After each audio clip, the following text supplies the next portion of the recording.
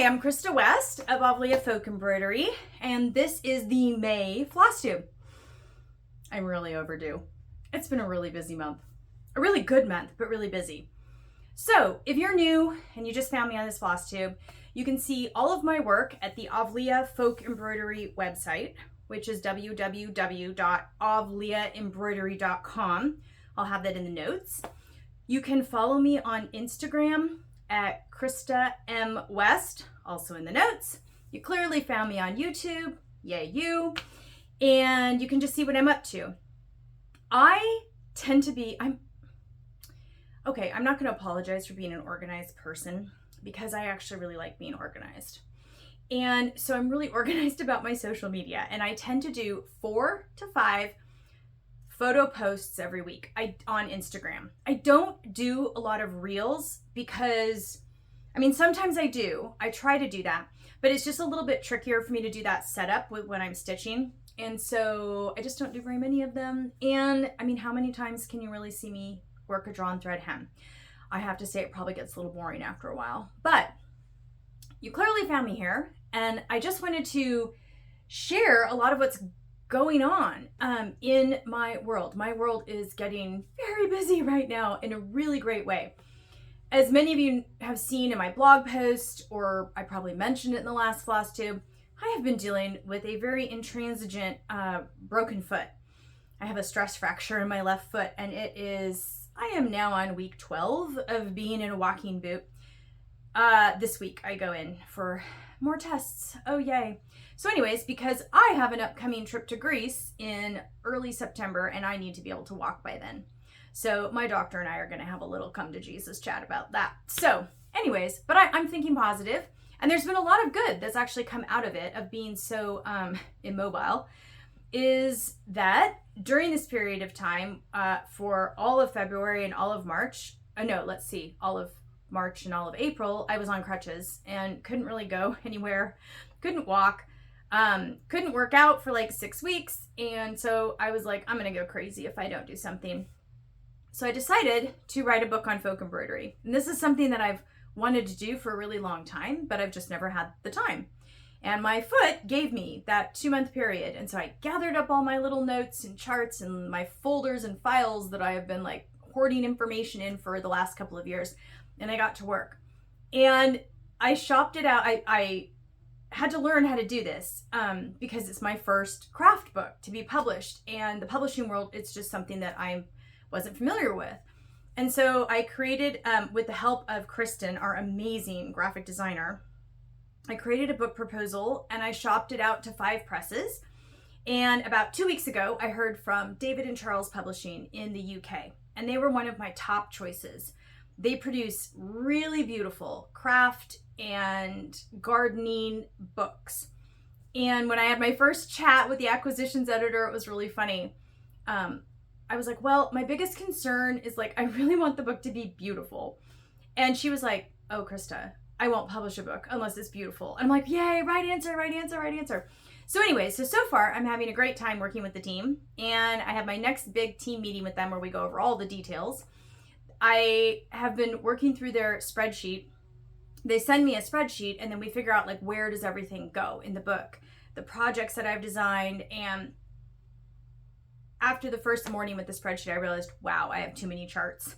So I had to edit out a bunch of charts and kind of tighten things up a bit. And that actually felt really great because my greatest concern was that I didn't have enough material. And of course I had too much material.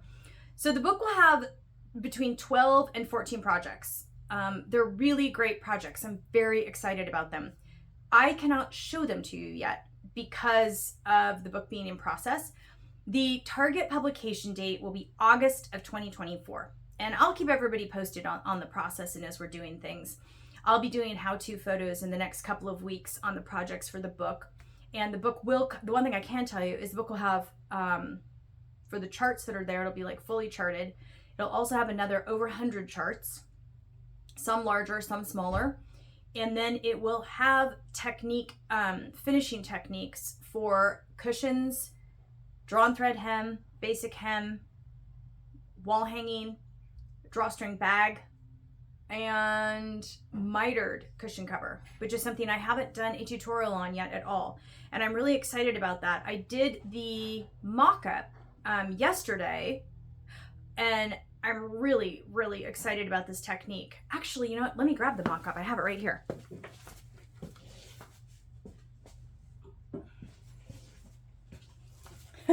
As you can see, I'm just hobbling around. So the mock-up, okay, so basically I've wanted a way to have to take a smaller amount of embroidery and turn it into a larger cushion cover, because I thought that could be really valuable. So, well, this I can show you a sneak peek of because it's actually already been on Instagram. So this is actually one of the designs for the book, and it's called Noxos Stars, and it's inspired by Noxos designs. But as you can see, this would not be big enough for a cushion cover on its own. And so what I've come up with is a handy dandy little way to take another contrasting fabric and create a mitered border around it. And what this is going to do is it's going to allow you to take a small, quick to stitch or denser pattern that you don't want to work like an 18 by 18 inch surface of, and turn it into a cushion cover. I'm really envisioning these as being a fantastic way to have a little bit of embroidery, make a big impact. So if you're busy or you want a smaller project or that sort of a thing, and I'm actually already working on sourcing linens that coordinate with the DMC flosses. So this is coming up. This will be like kind of the next big finishing thing that I do. And I know the mock-up is like super boring, like it's really boring, but I needed a way to practice my mitering and make sure that all of my technique worked. So anyways, so that's one thing that'll be in the book. So the book is coming. Publication date, August 2024. I can't remember if I said that. Which means that probably for the next month, I might be a little quieter on social media, on my blog, things like that.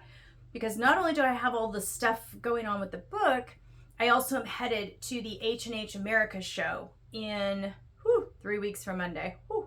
I just got my suitcase packed. That's exciting. That's always an exciting process because I literally have to weigh every single thing that goes in the suitcase for the booth, because you can ship ahead, but it gets really expensive to ship ahead and use the convention services. It can be hundreds of dollars for them to like just deliver a box to your booth. So I decided to do like minimalist booth. So I literally am like weighing my business cards and weighing the samples and weighing everything and making a list and weighing my suitcase, but it's all packed and I have 5 pounds to spare. So I am really feeling on top of the world. So enough about me. Let's talk about some embroidery. So, okay. This was a release this last month or a few weeks ago that I just wanted to share and have you kind of see live in person, is the Irises paint box. This is probably one of I would definitely put this in my top 10 favorite stitching projects ever. And to date, I've done over 80, well now including the book, over 90 stitching samples in the last 7 years. So I've stitched a lot. This one definitely makes the top 10. It is inspired by a design, this like section of it, that was on a folk costume from the Arakova region of Greece. And folk costumes oftentimes have these just amazingly glorious geometric designs. Squares and rectangles and little diamonds and things like this. And it really shows the power of repetition, the artistic power in repetition, which, if I can just sort of get on my little aesthetic art history soapbox for a moment, I feel like is something that is undervalued in a more modern artistic context that is always looking for like the novel and the new. I think that there's just a certain magic that happens, sort of this mystical magic that happens with repetition of something like this. I didn't count how many rectangles there are, but there's all these rectangles. And what's really cool is the colors actually go in a stripe. So what's so unique about this design is that you have the terracotta boxes alternate. So those form a groundwork. And then you've got these slanting bars of color. So it isn't just, you've got rectangles going, you've got diagonal lines, you've got a chevron within that whole scene. It's just fabulous. And then of course the like crazy amounts of outlining. So much outlining. And originally I was going to just work this as a cushion cover, but then I was like looking at it and I was like, I really want this really big for my coffee table. And I was like, you know what? I'm just going to do it. So it's definitely a big kit. It's a more expensive kit because it's a lot of floss and it's a big old chunk of fabric, but wow. And it's really fun to stitch because it's actually really meditative. You're just putting in those colors, you know, over and over and over again. And then when I did that, and then when I was done, I went back and did all the outlining, which you don't have to follow a chart for or anything like that. And I loved it so much, I did it in the big table runner version here. And then I also did it in a bit kit version, just a little small table mat. And I've had that on my desk. Actually, it's actually on loan right now. I just realized I had it on my desk until about a week ago or 2 weeks ago. And I left it at the shop in Portland where I did an event. So anyways, that's Portland, Oregon. And so anyways, so Iris's paint box, very fun, very big, but honestly, not that difficult because it's really just a whole bunch of rows and really simple shapes. It's on traditional ground cloth, on the 26 count traditional ground cloth. This is the fabric that is used in some folk costumes in Greece as well as for household objects, and it most closely mimics the hand-woven cotton that has been used for hundreds of years for folk embroidery. It's the hand-woven even weave cotton that was used for those sorts of things. So Iris's paint box, really lovely. And oh, the whole name thing, Iris is the Greek goddess associated with the rainbow. And so since this has a really cool sort of rainbow effect, I thought that would be, and it has little tablets, like it reminded me of like a watercolor box. When you get those little, I don't know, when my kids were little, we get them the little, you know, in the summer, the little pans of watercolors for them to play with, you know, and do little paintings and things. So it just reminded me of that. So that's Iris's paint box. And I would show you the bit kit version, but it's up at the shop in Portland. So, oh, but one thing I was going to tell you is that border was so cool that I realized I wanted to do a new free chart card. So now whenever, well, if you've ordered from us, you know that every order comes with a little free chart card. And I like these. They're kind of fun little borders, fun little freebie. I really like the idea of getting something free and fun and gifty in your orders. And so we do free chart cards. And so this is the newest one with the little Iris's paint box. It is also online at the website in the free chart section. And if you haven't checked out my free chart section, it's pretty cool. There's a lot of really good free charts, and it'll show them as being $1. That's because that's how I have to upload the PDF. But there's a code. It's just free chart is the code, and you just put that in when you check out, and then you'll get all the charts for free. And even if you're like doing a whole nother order and you add on some free charts, just use that code again, and then it will deduct those from your order. So another new free chart card. Let's see what else is going on. Oh, I was going to show you the Peloponnesian Poppies table runner, but it is also up at the shop in Portland. So a couple of weeks ago, I got to go to Acorns and Threads in Portland, Oregon. Janine Cheney is the owner. She's delightful. And we did a whole Saturday event, Meet the Designer event.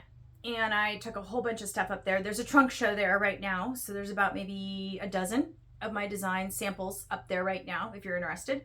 They'll be there until June 11th is the last day they're there. If you are in the Portland region, there's also an EGA, an Embroiderers Guild of America event that's happening June 12th. And I think you would need to reach out to the, I'm going to blank on the name of the chapter. It's the Greater Pacific region. I think it's the Greater Pacific region chapter of the Embroiderers Guild of America. And they're going to actually be doing a kit. We're going to do a drawn thread hem demo thing. Lots of good stuff. So, what else is I going to show you? Oh, well, let me show you 2 upcoming releases that are coming out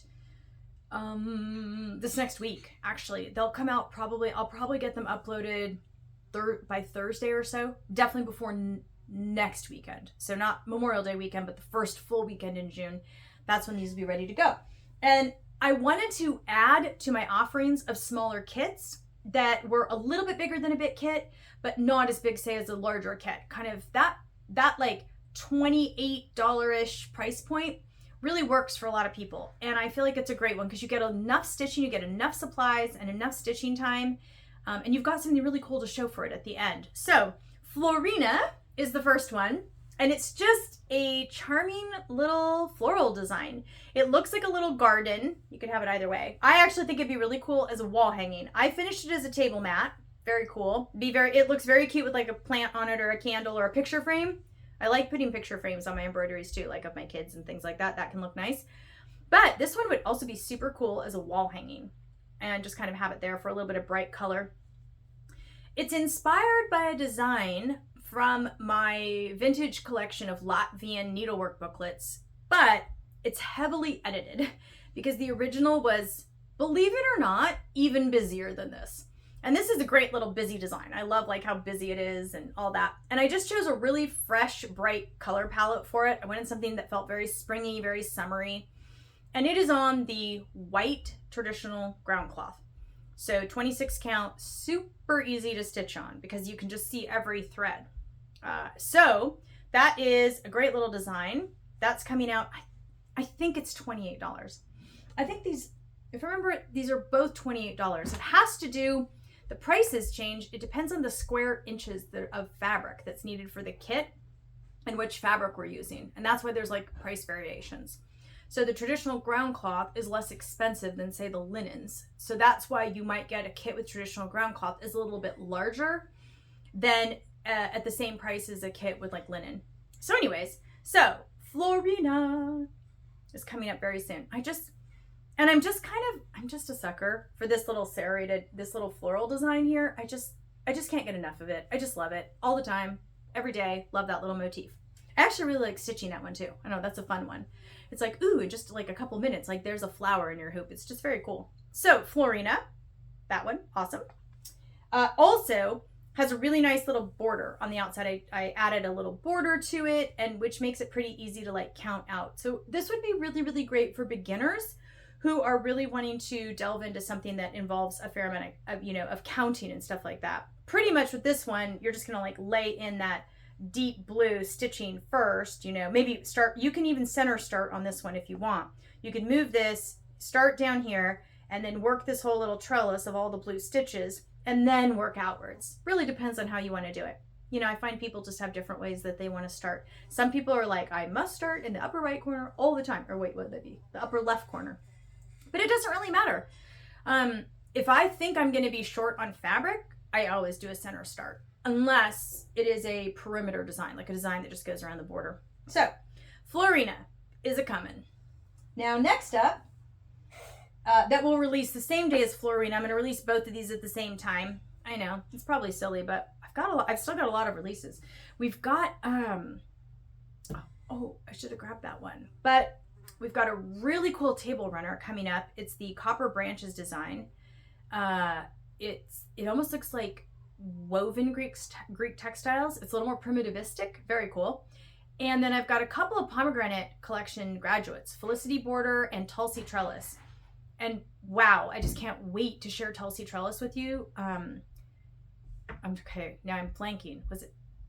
Okay, I have several people who stitch and their names all begin with C, and I am always getting them confused. One of these C stitchers stitched it, and I had originally called for it to be done in like the 347 coral red, that kind of classic folk embroidery red, and she instead stitched it in the 3857, the DMC 3857 rosewood, and it totally, it just made the design. I was so happy with it. So anyways, so that's coming up. But I thought it'd be fun right now at the beginning of summer to have some smaller kits that are just, they're more easy to throw in your bag if you're going on a trip or stitching in the car, or going to the beach or whatever. So this is Balkan Quartet.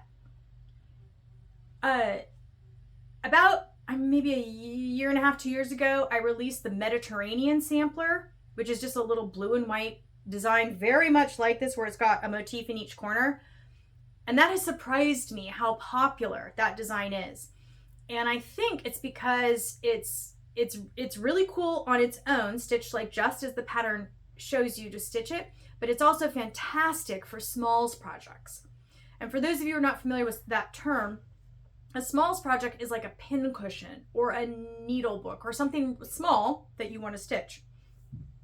Not to be confused with British underwear. So, anywho, small projects. So, Balkan Quartet features some designs that have a more sort of Balkan feel, and you can definitely see echoes like in here. I definitely see echoes of a very sort of medieval feel, which I really like, this very sort of heavy tulipy design. Then we've got the really kind of classic 8-pointed star, but with all the really great little tendrils that go out from it. We have this really great design here, which has these like, what are these? They almost look like little vases, maybe? I'm not sure, but I really love that design. It's got really great energy. And then this one is just a really beautiful peacock feather. So that design, when you see this design here, and it looks like an 8-pointed star, kind of like an 8-pointed star, but it has those little bits left blank. That's called the peacock feather design, because it looks like a peacock feather. You know, peacock feathers always have that little like circle in the middle. So anyways, so that one's coming out. And then of course it has a really great inner border and a really great little outer border. And for this, I wanted the Mediterranean sampler in the blue and white is just classic, straight up, very Greeky Greek, white and blue, so Greek. But I wanted something that really felt Balkan, very Romanian, Serbian, very that sort of high contrasty form of folk embroidery, the black, the red. And I haven't done a design with like straight up black for quite a while. Watch, I'm gonna say that, and then somebody's gonna email me and say, well, you did this one and this one, and I'm like, oh, I forgot about that one. But I'm pretty certain, oh, of course, ha, duh, here we are. Iris's paint box, of course, there's a ton of black. But black is only in the outlining. Well, in one little row of stitches. But still, I liked the idea of using the heavy black. I tried this in a softer color palette, and it just didn't sing. Some of these designs, I feel like they need that really vibrant, really like burst of color. And then I added some medium antique blue just for that little bit of contrast. I personally really like how blue and red and black like all act together. I like that like the red really heats things up and the blue is kind of this little cooling influence, which I really like. So Balkan Quartet, it is stitched on the Greek 30 count vanilla linen, it's an off-white. It's a great color because it's kind of like, depending on what floss you put with it, it either goes and like looks kind of like straight up white, but if you put a warmer or softer color palette, it looks a little bit more off-white. Really depends on what floss you use. Very versatile fabric. I have been stitching on it for the last couple of weeks. I'll show you what I'm working on next. And I just love it. I stitched a number of things for the book on the 30 count linen because 30 count linen is so easy to find. And it was important to me in the book that I didn't specify every project was like something you could only get at the Avlea website or the traditional Greek fabrics. I did stitch a few, half the projects are basically on the traditional fabrics and half the projects are on like 30 count linen. One project is on 32 count linen. And that's because I felt like it would make the book more usable and more accessible to basically anybody in a needlework shop. You know, any needlework shop that sells even weave linens, there you go, you can find linen. And I thought it would also open the door to a lot of hand-dyed linens because I was reminded of that when I was up at Acorns and Threads a couple weeks ago. She has this table with this beautiful double-decker table with all of these beautiful hand-dyed linens. And I was really struck by that, thinking, wow, there's so many of these that folk embroidery designs would look beautiful on. Like, for example, a deep terracotta or a deep red or even a soft green. To do a monochromatic folk embroidery design on those, say in ivory or in white or in, taupe or something, would just be really beautiful. So I'd love to see more of that. Anyways, so Balkan Quartet is coming.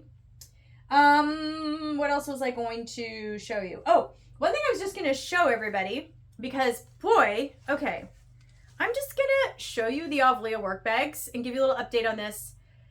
Okay, so this was one of those just like totally chance things that I came up with to put on the website.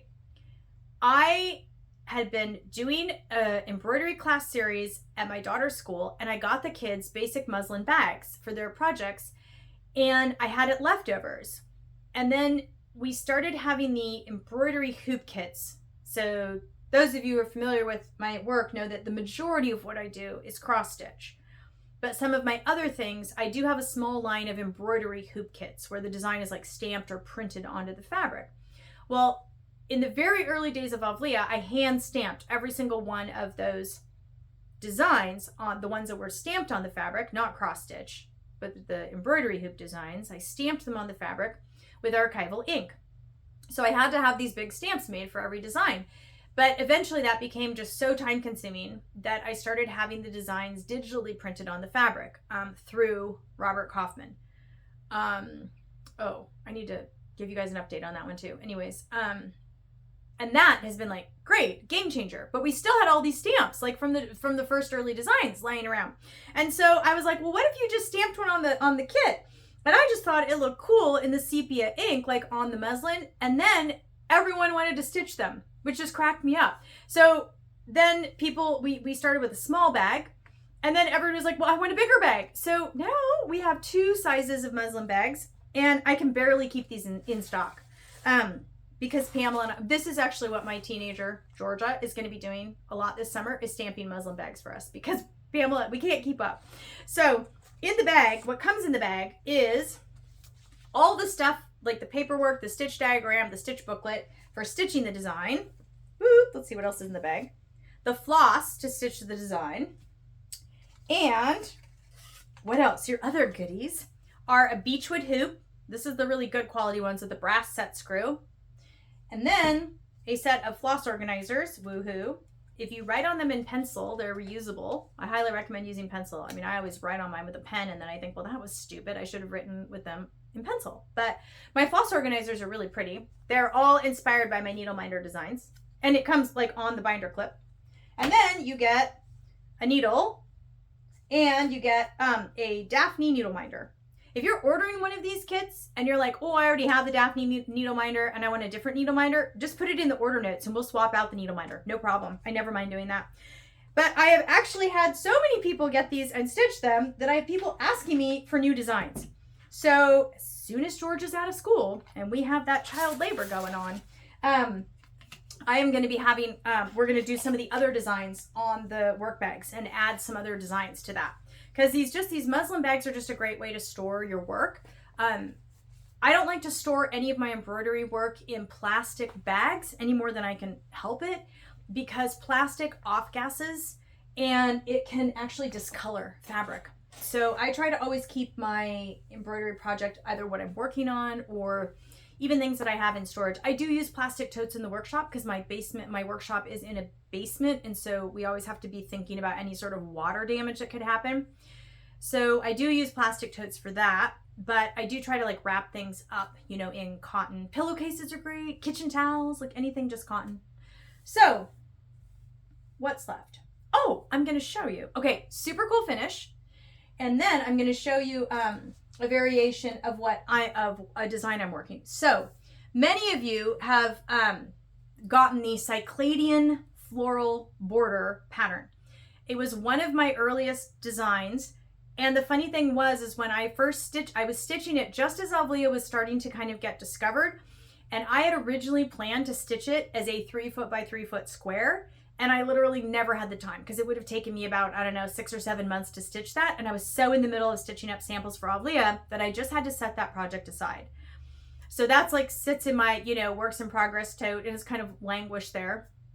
And then people started downloading. Well, Maria Armstrong, who is an Avlea stitcher, she's actually stitched a couple of things for the book, which is great. Okay, so Maria was stitching for the book. And the stitchers who stitched for the book got like an extra website credit because I was like really grateful. And I was also having to sort of sit there and like tap my foot and be like, okay, I need these back by a certain date. And so since I was kind of leaning on people, I was like, well, need to get a bigger website credit. So she had stitched 2 samples for the book. And I emailed her. I was like, okay, here's your, coupon code for that. And she was like, oh no, what I really prefer is would you please draw and thread hem my piece? Because I have had it sitting in a drawer for like a year and I'm too terrified to do the draw and thread hem. Which I have to say, insert eye roll, because seriously, I have to show you the back of Maria's work. Okay. So this is the back of Maria's work.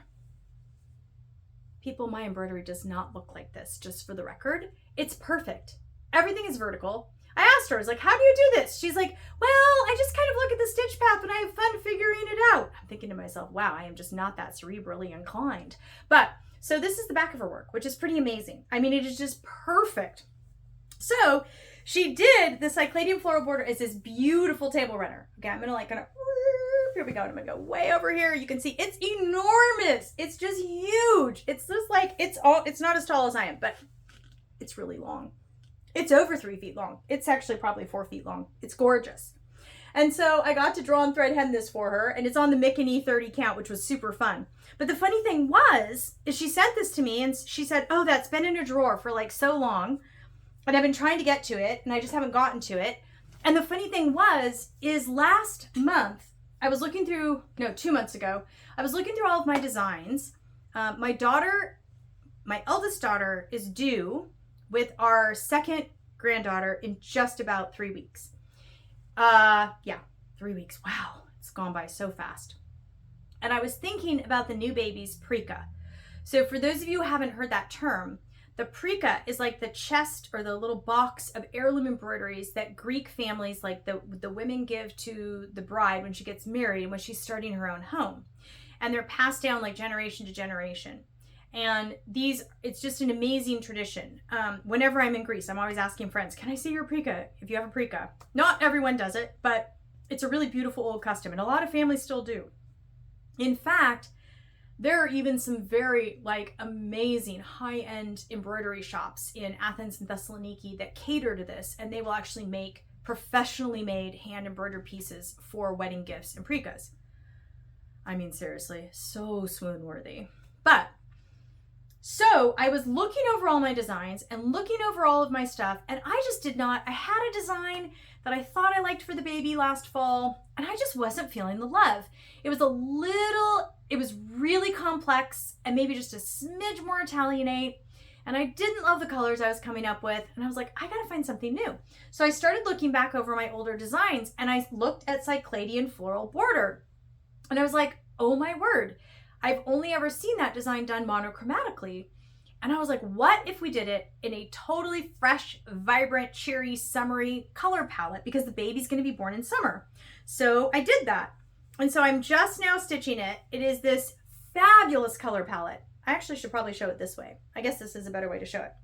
It is this just fabulous color palette. I haven't worked on anything this happy in a really long time, and it just makes me happy every time I sit down to work on this. It makes me happy because I'm thinking about the baby, and it makes me happy because of the colors. And I love when I can see a design through new eyes, and come back to something.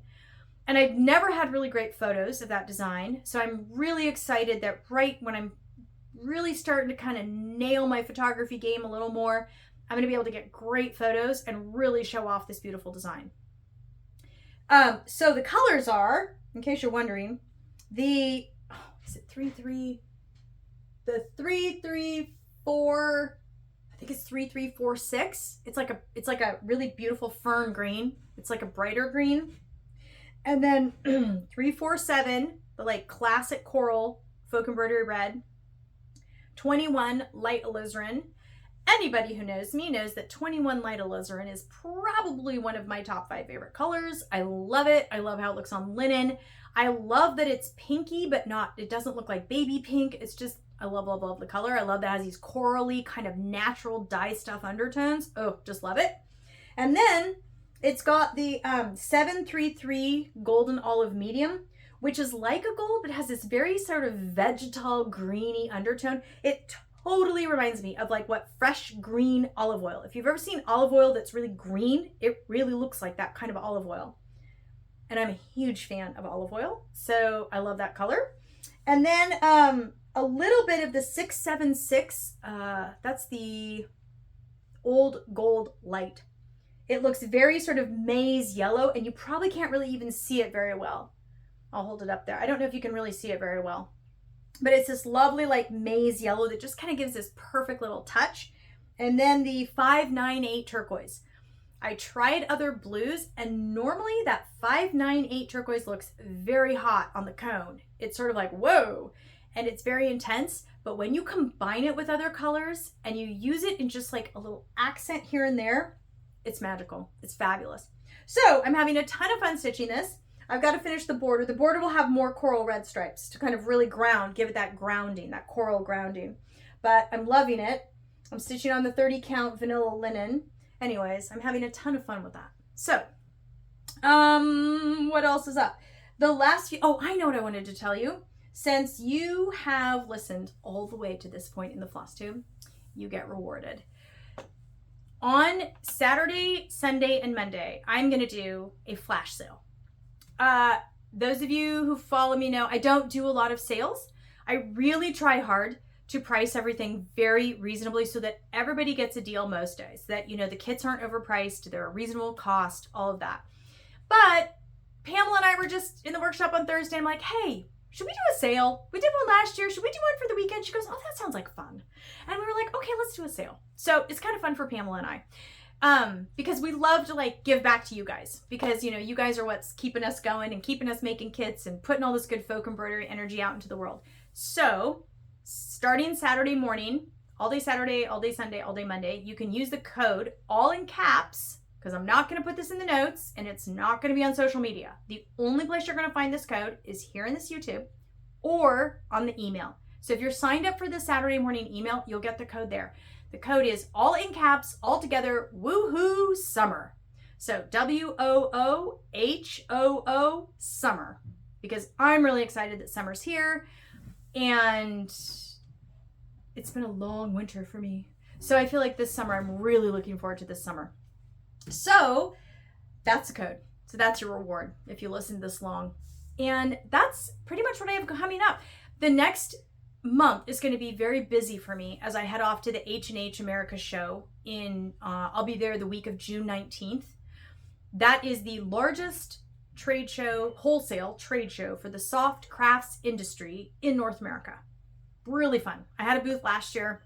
So inspiring. It was really great. It's just a lot of energy. Got to go to really fun things. I'm actually taking a afternoon masterclass on product photography, and I am so excited about that. Really, really excited about that.